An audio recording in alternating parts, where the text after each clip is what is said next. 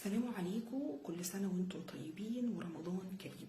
النهاردة هنتكلم عن تأثير الصيام على جسمنا بشكل عام وعلى الجلد والشعر بشكل خاص.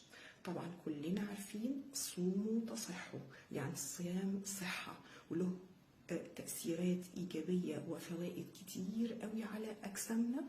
هنتكلم النهاردة عن بعضها، لكن لازم نبقى عارفين إنه في بعض التأثيرات السلبية، والتأثيرات السلبية دي الحقيقة مش راجعة للصيام في حد ذاته، إنما دي بترجع نتيجة لاتباعنا لبعض العادات الخاطئة وتغييرنا لنمط حياتنا وأكلنا ونوعيات الأكل وكميات الأكل والنوم. التغييرات دي كلها هي اللي بيكون ليها التأثير السلبي علينا.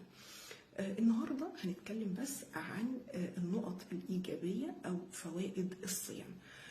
أولا، الصيام بيحفز الجسم على التخلص من الفضلات والسموم، وبيعيد توزيع العناصر الغذائية على الجسم، وبالتالي هيسرع من عمليات البناء والترميم، أو بمعنى آخر الجسم في الفترة دي بيكون متفرغ لعمليات البناء وتجديد الأنسجة، وده طبعا بيحصل على مستوى الجسم كله بما فيها البشرة.